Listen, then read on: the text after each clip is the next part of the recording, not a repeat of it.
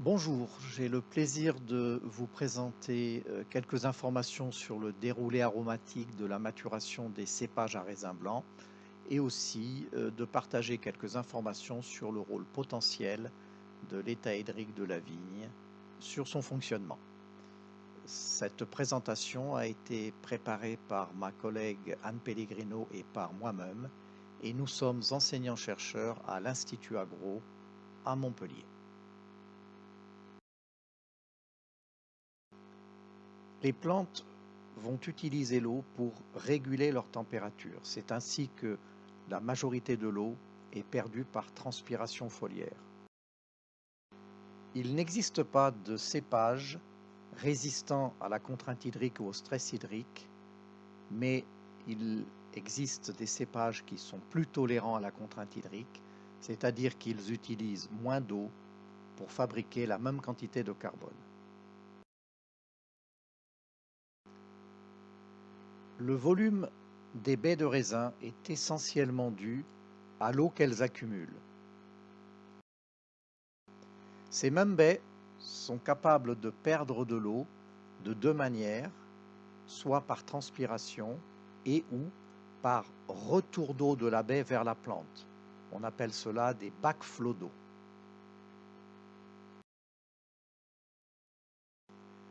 À partir de la véraison, c'est-à-dire à partir du ramollissement des baies, chaque baie va accumuler des sucres. Une baie ne peut pas accumuler de sucre au-delà de 10 à 12% d'alcool. La durée d'accumulation des sucres dans une baie dure environ 28 à 30 jours depuis le ramollissement du fruit jusqu'au plateau d'accumulation des sucres. C'est pourquoi aujourd'hui, on divise la maturation du raisin en deux sous-étapes, l'étape pré-plateau du chargement en sucre et l'étape post-plateau du chargement en sucre.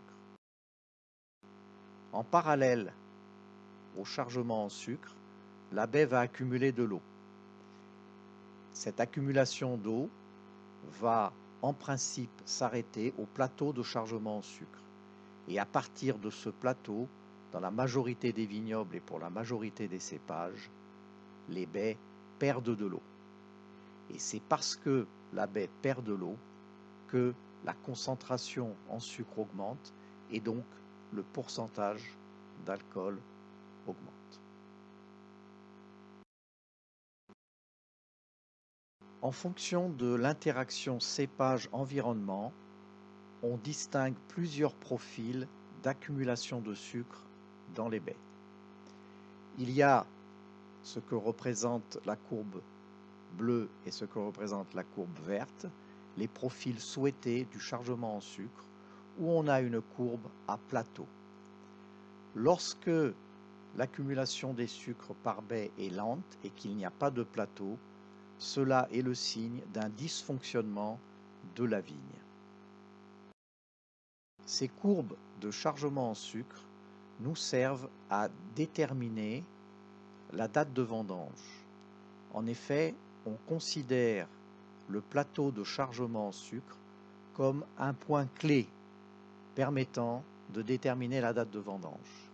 En ce qui concerne, par exemple, les chardonnays et pour l'élaboration du champagne, la fenêtre aromatique favorable se situe un petit peu avant le plateau de chargement en sucre, au plateau de chargement en sucre ou environ 10 jours après le plateau du chargement en sucre. En effet, que ce soit pour les cépages blancs ou les cépages rouges, à partir du plateau de chargement en sucre, il y a ce qu'on appelle un déroulé aromatique. Ce déroulé aromatique n'est pas directement lié à l'évolution de la concentration en sucre et à l'évolution de l'acidité. Il en est de même pour l'évolution des phénols à partir du plateau du chargement en sucre. Donc on comprend bien que de pouvoir déterminer l'arrivée au plateau de chargement en sucre et le degré en pourcentage d'alcool au plateau de chargement en sucre est une étape cruciale pour raisonner la date de vendange en fonction des styles de vin souhaités.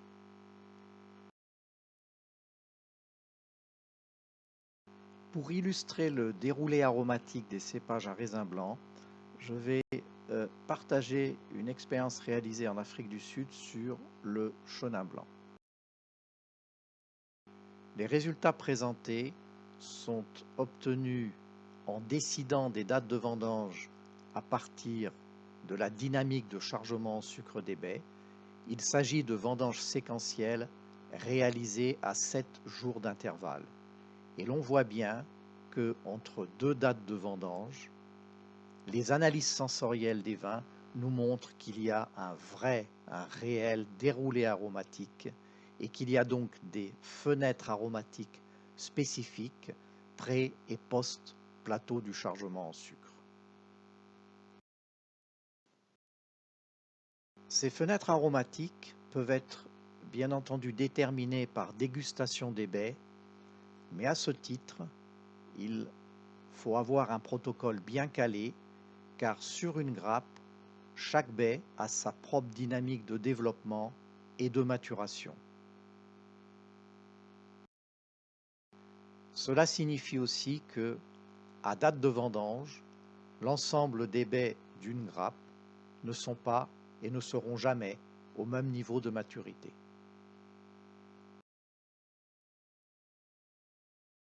Les conséquences de l'état édrique de la vigne sur son fonctionnement, sur le développement et la composition des baies et donc les styles de vin associés, se raisonnent en termes de seuil de contrainte hydrique, de durée de contrainte hydrique et fonction des stades phénologiques. En effet, à titre d'exemple, une contrainte hydrique ou un stress hydrique pré-véraison n'aura pas le même effet sur la composition du fruit et son développement qu'une contrainte hydrique ou un stress hydrique post-véraison, donc durant la maturation du raisin. La figure illustre un exemple de seuil de contrainte hydrique mesuré à partir des potentiels hydriques foliaires de base, qui sont donc mesurés avec un outil qui s'appelle la chambre à pression. Le premier stade est bien évidemment un stade appelé pas de contrainte hydrique. Ce sont des vignobles à haute expression végétative. Le deuxième stade, c'est le stade de la contrainte hydrique modérée. Et le troisième stade, c'est le stade où l'on passe d'une forte contrainte hydrique à un stress hydrique. Il faut éviter les stress hydriques, en particulier pour les cépages blancs, pour l'élaboration de vins effervescents.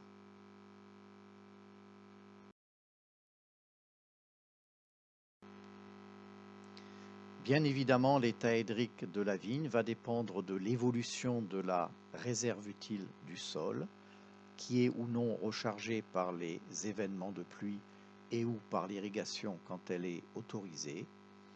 Et à la question est-ce qu'il peut y avoir des millésimes et des terroirs à forte contrainte hydrique, voire à stress hydrique en Champagne, cette courbe nous donne la réponse qui est oui.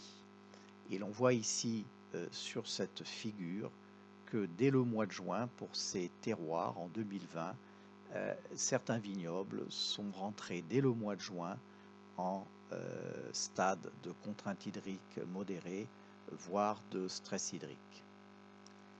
L'idéal pour ces vignobles et pour la vigne, c'est de rester dans la zone verte qui est la zone de confort hydrique. Confort hydrique ne veut pas dire excès d'eau.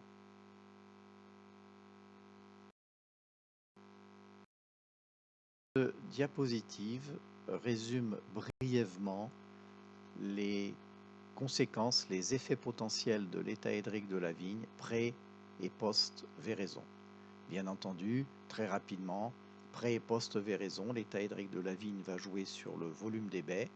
Pré-véraison, la biosynthèse des tanins, la biosynthèse des acides et de certains précurseurs aromatiques. Et post-véraison, l'état hydrique de la vigne va influer sur la dynamique de maturation, c'est-à-dire le chargement en sucre, la dégradation de l'acide malique et le déroulé aromatique des fruits.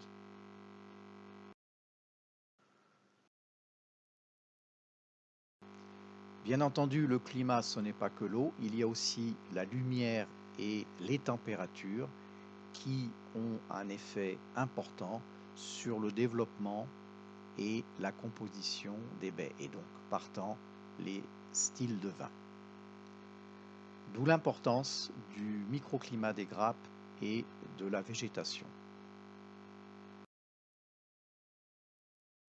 La vigne a besoin d'eau comme toutes les plantes, et pour information, il faut environ 250 à 350 litres d'eau au vignoble pour produire 1 litre de mou.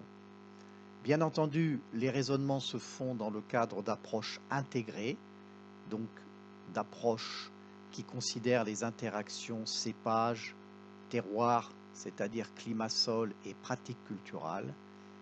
Et finalement, la dégustation des vins et l'analyse sensorielle restent un des outils majeurs qui permettent aux vignerons et à l'œnologue d'évaluer les styles de vin et d'évaluer l'impact de ce qui est fait au vignoble sur le produit fini.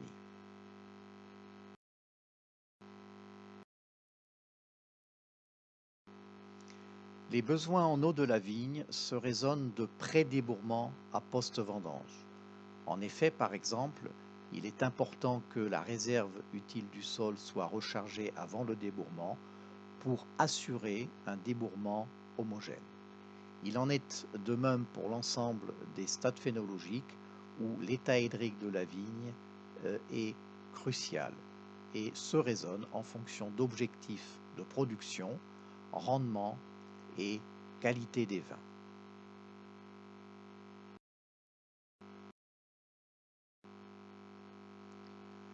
Je vous remercie de votre attention et je remercie aussi les champagnes Nicolas Feuillat de nous avoir donné l'opportunité de partager avec vous quelques informations et quelques idées.